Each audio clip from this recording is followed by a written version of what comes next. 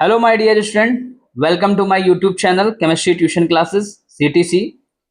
आज मैं फिर से हाजिर हूं आपके बीच ऑर्गेनिक केमिस्ट्री का 7th वीडियो लेकर।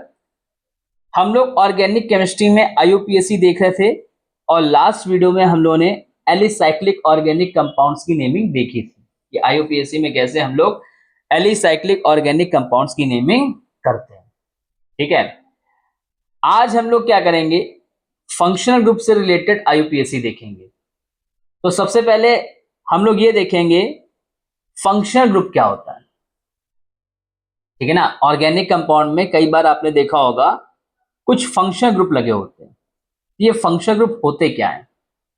देखिए, जो फंक्शनल ग्रुप होते हैं ये बेसिकली एटम या ग्रुप ऑफ एटम्स होंगे। फंक्शनल ग्रुप क्या होते हैं? एटम्स या फिर ग्रुप ऑफ एटम्स जो ऑर्गेनिक कंपाउंड की रिएक्टिविटी को क्या करते हैं, डिसाइड करते हैं कि उनका केमिकल बिहेवियर कैसा होगा, उनका फिजिकल बिहेवियर कैसा होगा। इन चीजों को फंक्शनल ग्रुप क्या करते हैं, डिसाइड करते हैं। जैसे अगर हम लोग बात करें एल्केन, तो एल्केन एक फंक्शनल ग्रुप है, यानी जब हाइड्रोकार्बन में कार्बन कार्बन के बीच में सिर्फ सिंगल बॉन्ड होगा तो इसका मतलब वो सैचुरेटेड कंपाउंड है, सैचुरेटेड हाइड्रोकार्बन है और वो सैचुरेटेड कंपाउंड से रिलेटेड सारी प्रॉपर्टीज क्या करेगा, शो करेगा। मींस जैसे अगर हम केमिकल रिएक्टिविटी की बात करें, केमिकल प्रॉपर्टीज की बात करें, तो वो सब्स्टिट्यूशन रिएक्शन देगा। सैचुरेटेड हाइड्रोकार्बन कभी भी एडिशन रिएक्शन नहीं देते। तो ये केमिकल रिएक्टिविटी हमें पता चल रही है फंक्शनल ग्रुप से। ऐसे ही कई सारे फंक्शनल ग्रुप होते हैं जो कि एटम्स और ग्रुप ऑफ एटम्स होते हैं, जो किसी भी ऑर्गेनिक कंपाउंड की रिएक्टिविटी को डिसाइड करते हैं। उनको हम लोग फंक्शनल ग्रुप बोलते हैं। ठीक है, तो यहां पर मैंने आपको फंक्शनल ग्रुप की एक सीरीज मैंने दी है जिसको हम लोग बोलते हैं सीनियरिटी टेबल। ये जो मैंने एक टेबल बनाई है इसको हम लोग बोलते हैं सीनियरिटी टेबल। ये सीनियरिटी टेबल के बेसिस पे मैं क्यों बता रहा हूं, तो देखिए, एक तो पहली बात, इसमें सारे फंक्शनल ग्रुप मैंने कवर किए हैं और उन सारे फंक्शनल ग्रुप को मैंने सीनियरिटी टेबल यानी सीनियरिटी के बेसिस में यहां पर अरेंज करके लिखा है। इस सीनियरिटी टेबल का हमको बेनिफिट ये मिलेगा कि अगर हमको जैसे सपोज दैट किसी ऑर्गेनिक कंपाउंड में एक फंक्शनल ग्रुप है तो कोई दिक्कत वाली बात नहीं है, अभी हम लोग देखेंगे भी उसको। लेकिन अगर किसी ऑर्गेनिक कंपाउंड में एक से ज्यादा फंक्शनल ग्रुप आ जाते हैं तो वहां पर सीनियरिटी टेबल का यूज बढ़ जाता है। क्यों बढ़ जाता है? तो वहां पर बात आ जाती है सीनियरिटी की, यानी किस फंक्शनल ग्रुप को हम लोग सीनियरिटी प्रायोरिटी ज्यादा देंगे और किस फंक्शनल ग्रुप को प्रायोरिटी हम लोग कम देंगे। तो ये हमें कैसे पता चलेगा कि कौन सा फंक्शनल ग्रुप हमें प्रायोरिटी में ऊपर रखना है या ज्यादा रखना है और कौन सा फंक्शनल ग्रुप हमें प्रायोरिटी में कम रखना है? तो वो हमें पता चलता है इस सीनियरिटी टेबल से। तो हमें फंक्शनल ग्रुप इसी सीनियरिटी टेबल के बेसिस पे पढ़ने हैं और ज्यादा से ज्यादा हो सके तो हमें याद रखने हैं। तो सबसे पहले मैंने ये टेबल बनाई है। ये वाला जो कॉलम है ये मैंने फंक्शनल ग्रुप बनाया है, मैंने इसमें फंक्शनल ग्रुप विद स्ट्रक्चर बताने की कोशिश की है। इस वाले कॉलम में मैंने फंक्शनल ग्रुप का नाम बताने की कोशिश की है, नेम। इस कॉलम में मैंने आपको प्रीफिक्स, उस फंक्शनल ग्रुप का प्रीफिक्स, प्रीफिक्स मतलब बाद में लगने वाला। प्रीफिक्स मतलब क्या?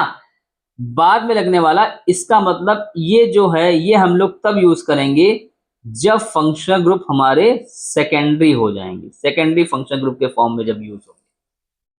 सफिक्स मींस होता है बाद में लगना, प्रीफिक्स मतलब पहले लगने वाला और सफिक्स मतलब बाद में लगने वाला। ये हम तब यूज करेंगे जब फंक्शनल ग्रुप हमारा मेन फंक्शनल ग्रुप होगा, मेन बोले या फिर प्रिंसिपल फंक्शनल ग्रुप होगा, तो वहां पर हम लोग सफिक्स यूज करेंगे। इसके फिर बाद में मैंने कुछ एग्जांपल्स एक या दो मैंने दे रखे हैं। जैसे सबसे पहला हमें फंक्शनल ग्रुप पढ़ना है COOH, ऐसे लिखा हो या फिर C डबल बॉन्ड O और फिर सिंगल बॉन्ड OH और एक वैलेंसी फ्री। यहां पर कोई भी एल्काइल ग्रुप ऐड हो सकता है आकर, H भी ऐड हो सकता है, जैसे H ऐड करेंगे तो फॉर्मिक एसिड बन जाएगा, और CH3 अगर ऐड करेंगे तो एसिटिक एसिड बन जाएगा। तो इस फंक्शनल ग्रुप का नाम है कार्बोक्सिलिक। ये जो पूरे फंक्शनल ग्रुप की हमको जो होमोलॉगस सीरीज मिलती है, उस होमोलॉगस सीरीज को हम लोग कलेक्टिवली फॉर्म में जो फंक्शनल ग्रुप बोला जाता है दैट इज कार्बोक्सिलिक एसिड। यानी यहां पर जो ये फंक्शनल ग्रुप हम लोग COH ले रहे हैं, इस फंक्शनल ग्रुप का नाम ही है कार्बोक्सिलिक एसिड। ठीक है। अगर कहीं पर, वैसे तो देखो कार्बोक्सिलिक क्या है, यहां पर सबसे ऊपर है, यानी देखा जाए तो ये सबसे क्या है, सीनियर। ये सबसे क्या है, सीनियर है।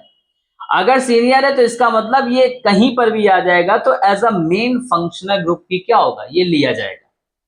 ये कभी भी सेकेंडरी फंक्शन ग्रुप के फॉर्म में नहीं लिया जाएगा, लेकिन फिर भी इसका प्रीफिक्स होता है कार्बोक्सी। अगर कहीं मान लीजिए सपोज दैट हमको कैसा कोई ऐसा कंपाउंड मिल जाता है जहां पर हमें इसका प्रीफिक्स यूज करना पड़े, तो हम लोग यूज करेंगे कार्बोक्सी।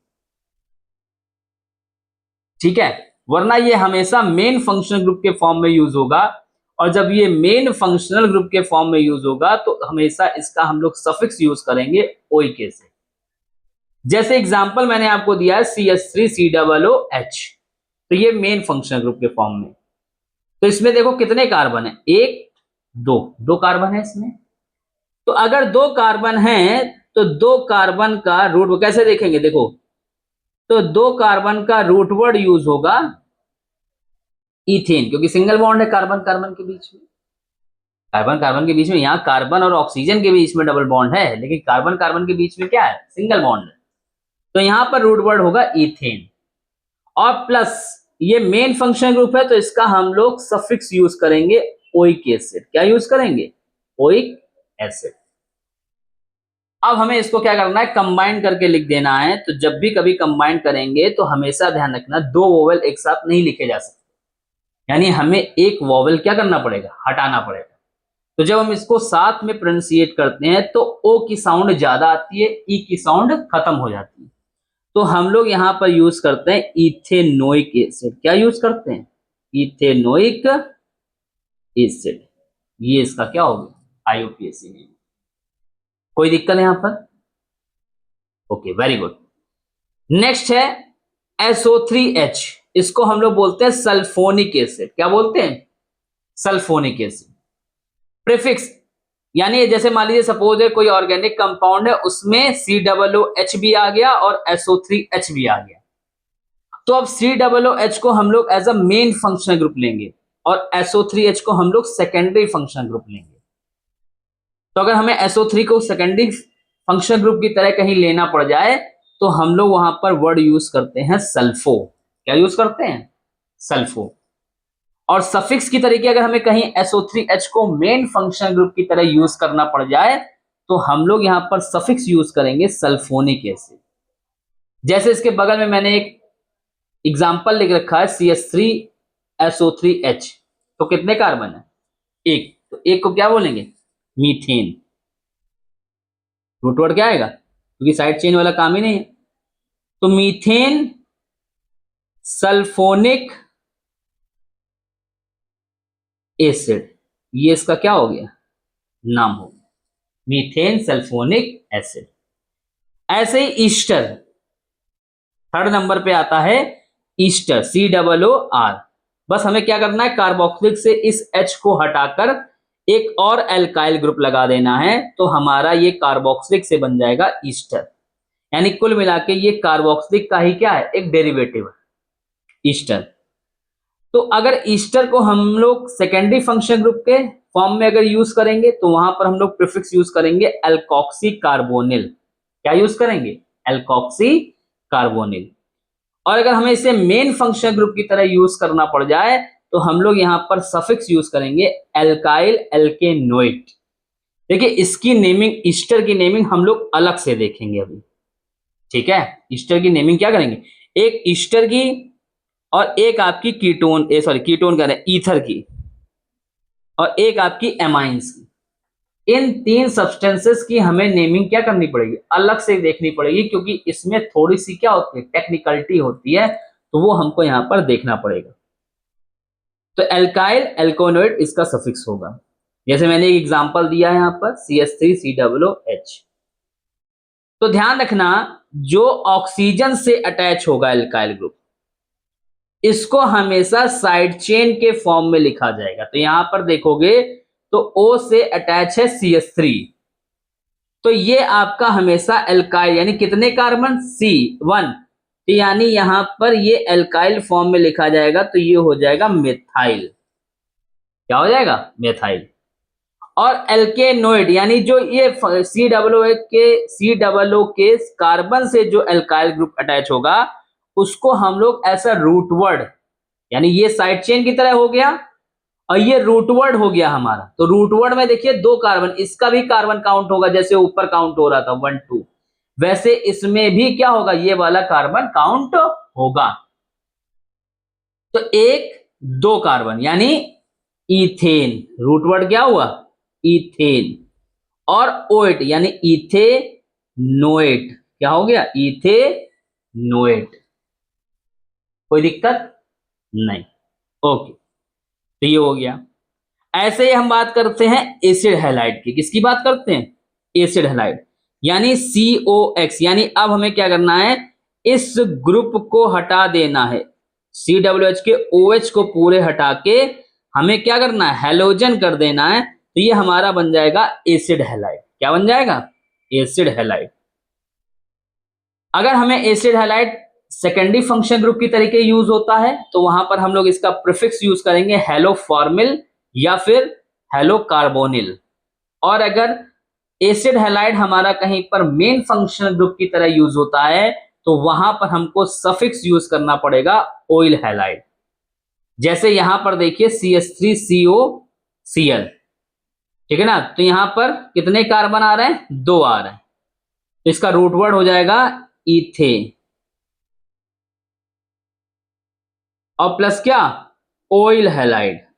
हैलाइड में कौन आ गया, क्लोरीन, तो हो जाएगा क्लोराइड। तो इथेन ऑयल क्लोराइड, तो इसको जब कंबाइन करके लिखेंगे तो क्या हो जाएगा, इथेनॉइल क्लोराइड। ठीक है, कोई दिक्कत यहां पे नहीं। इसके बाद जो नेक्स्ट फंक्शनल ग्रुप है दैट इज एमाइड। क्या है ये, एमाइड, यानी अब यहां पर हैलोजन की जगह क्या आ जाए, NH2 आ जाए। क्या आ जाए, ये कार्बोनिल ग्रुप है, और इस कार्बोनिल ग्रुप में हैलोजन की जगह अगर OH है तो कार्बोक्सिलिक, H हटा के R किया तो ईस्टर, OH हटा के हैलोजन किया तो एसिड हैलाइड। अब हैलोजन OH हटा के हैलोजन की जगह हम क्या कर दें, NH2 कर दें, तो ये बन गया हमारा एमाइड। क्या बन गया, एमाइड। तो अगर इसको हमें कहीं सेकेंडरी फंक्शन ग्रुप की तरह यूज करना पड़ा, तो हम लोग वहां पर प्रीफिक्स यूज करेंगे कार्बामोइल। क्या यूज करेंगे, कार्बामोइल। और अगर सफिक्स की तरह यूज करना पड़ा, तो हम लोग यही इसका सफिक्स यूज करेंगे एमाइड। जैसे सपोज दैट यहाँ पे कितने कार्बन, 2, तो वही इथेन और प्लस एमाइड कंबाइन करके लिखेंगे तो इथेनामाइड, इथेनामाइड। ठीक, वेरी गुड, बहुत अच्छी बात है। नेक्स्ट आता है हमारा साइनाइड, CN। ठीक है, साइनाइड, जब कहीं पर CN होगा तो साइनाइड, तो साइनो कौन सा वर्ड यूज होगा, देखिए CN भी हो सकता है और NC भी हो सकता है। अगर NC होगा तो आइसोसाइनाइड, CN है तो साइनाइड। अगर ये सेकेंडरी फंक्शन ग्रुप की तरह यूज होता है तो हम लोग प्रीफिक्स यूज करेंगे साइनो। और अगर ये मेन फंक्शन ग्रुप की तरह, प्रिंसिपल फंक्शन ग्रुप की तरह यूज होता है, तो वहां पर हम लोग सफिक्स यूज करेंगे नाइट्राइल। जैसे सपोज दैट यहां पर कितने कार्बन है, CH3CN, यहां पर है 2 कार्बन, ये भी काउंट होगा।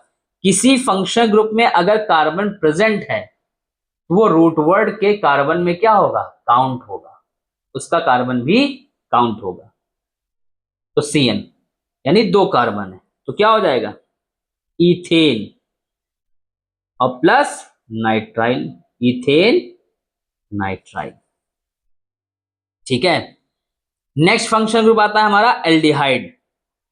ठीक है ना, अब हम क्या करें, इस OH को हटाकर हम सिर्फ H लगाएं।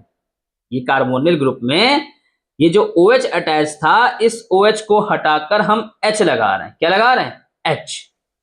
तो उस फंक्शनल ग्रुप को हम लोग बोलते हैं एल्डिहाइड। क्या बोलते हैं? एल्डिहाइड। और अगर एल्डिहाइड कहीं पर सेकेंडरी फंक्शनल ग्रुप की तरह यूज होता है तो वहां पर हम लोग प्रीफिक्स यूज करेंगे फॉर्मिल। और अगर ये मेन फंक्शनल ग्रुप की तरह यूज होता है तो हम लोग सफिक्स यूज करेंगे अल। जैसे एग्जांपल ये आपका दिया गया है CH3CHO, तो 2 कार्बन आ रहे हैं इसमें, तो वही बात इथेन प्लस अल, तो कंबाइन करके लिखोगे तो इथेनल। ठीक है, कोई दिक्कत है यहां पर? Very good. अब ये वैलेंसी H हटा दिया और ये वैलेंसी हम फ्री कर दी। ये वाली वैलेंसी हमने इस वाले वैलेंसी की तरह क्या कर दी? फ्री कर दी। यानी दोनों तरफ आप एल्काइल ग्रुप जब अटैच कर सकते हो तो ये अब हमारा फंक्शनल ग्रुप बन जाता है कीटोन। क्या बन जाता है? Ketone, CO। तो अगर कहीं पर कीटोन सेकेंडरी फंक्शनल ग्रुप की तरह यूज हो रहा है तो वहां पर हम लोग प्रीफिक्स यूज कर रहे हैं कीटो। और अगर ये मेन फंक्शनल ग्रुप की तरह यूज हो रहा है तो हम लोग यहां पर सफिक्स यूज कर रहे हैं ओन। ठीक है ना, बहुत सिंपल है इसका। कीटो होगा यानी इसका मतलब ये प्रीफिक्स है, ओन होगा तो इसका मतलब ये इसका सफिक्स है। ठीक है, जैसे इसमें देखिए कितने कार्बन है? 1 2 3, 3 कार्बन है, तो 3 कार्बन का रूट वर्ड हुआ प्रोपेन, और प्रोपेन में फिर ओन करोगे तो प्रोपेनोन। और कहां पर? 1 2 3, तो प्रोपेनोन 2, प्रोपेनोन 2। ऐसे ही नेक्स्ट फंक्शनल ग्रुप है अल्कोहल। क्या है? OH अगर कहीं पर आ जाता है, कार्बन से कहीं OH, देखो कार्बोनिल पे OH होगा तो ये कार्बोक्सिलिक हो जाएगा। और अगर कहीं सिर्फ कार्बन, हाइड्रोकार्बन वाले कार्बन से कहीं अगर OH अटैच होगा तो वो अल्कोहल हो जाएगा। और अगर अल्कोहल कहीं पर सेकेंडरी फंक्शनल ग्रुप की तरह आता है तो वहां पर हम लोग यूज करेंगे इसका हाइड्रोक्सी प्रीफिक्स। और अगर कहीं मेन फंक्शनल ग्रुप की तरह आता है तो हम लोग इसका सफिक्स यूज करेंगे ऑल। जैसे यहां पर देखिए 1 2, 2 कार्बन है, 2 कार्बन का रूट वर्ड हो जाएगा इथेन और सफिक्स हो गया ऑल, तो इथेन प्लस ऑल इथेनॉल। अब यही अगर ऑक्सीजन की जगह सल्फर आ जाए, क्या आ जाए? सल्फर, तो हमेशा ध्यान रखना ऑक्सीजन और सल्फर दोनों क्या हैं? सेम ग्रुप के एलिमेंट। तो ऑक्सीजन की जगह बहुत से ऐसे कंपाउंड मिलेंगे कि ऑक्सीजन की जगह सल्फर आ सकता है। तो कभी भी ध्यान रखिएगा अगर ऑक्सीजन की जगह सल्फर आ रहा है तो हम लोग बस कुछ नहीं करेंगे, उसके नाम में थायो वर्ड यूज कर देंगे।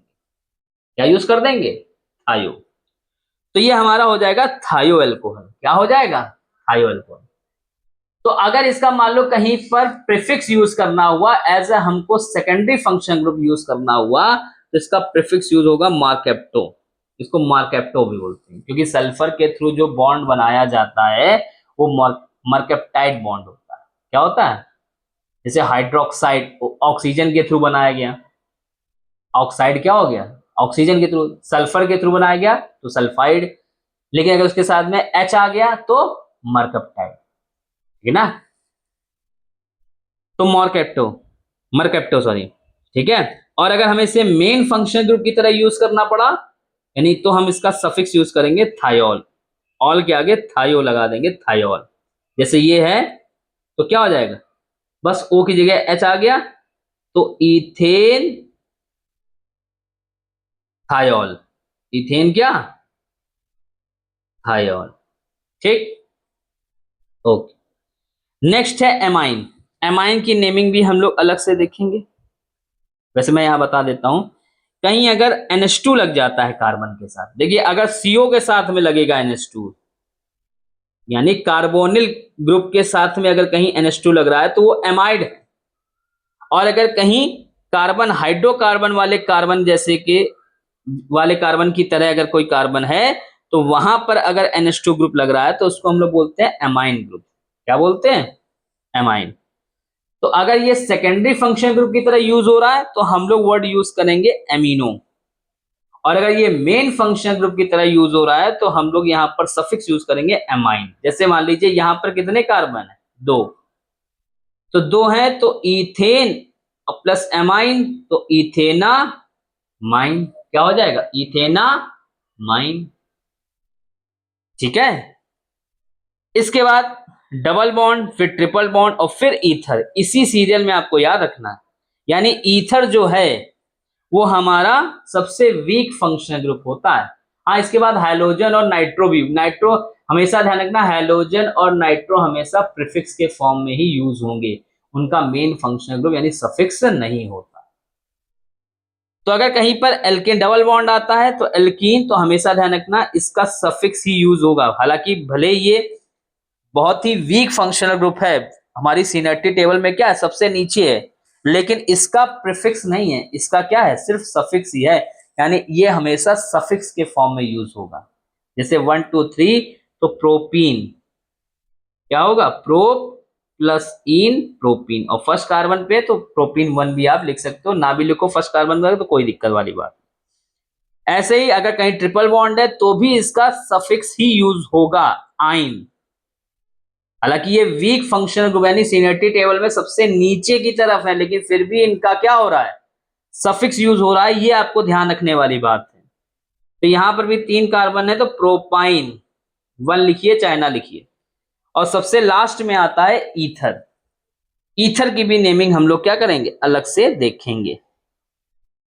इसका जैसे एल्काइल एल्कोनोइड था, इसका होगा एल्कोक्सी एल्केन, जैसे ये है। तो ऑक्सीजन से जिस तरफ कम कार्बन एटम्स अटैच होंगे उसको हमेशा एल्कोक्सी यानी ऑक्सी के पहले लिखेंगे, और जिस तरफ ज्यादा कार्बन होंगे उनको हमेशा एल्केन फॉर्म में लिखेंगे। जैसे इधर देखिए, ये मैंने एक एग्जांपल दिया है, तो इस तरफ CH3 है और इस तरफ C2H5 है, तो ये आपका एल्कोक्सी यानी मेथॉक्सी फॉर्म में यूज होगा, क्योंकि ये एक फंक्शनल ग्रुप हो गया ऑक्सी, ठीक है ना। तो मेथॉक्सी इथेन क्या नाम हो गया इसका, मेथॉक्सी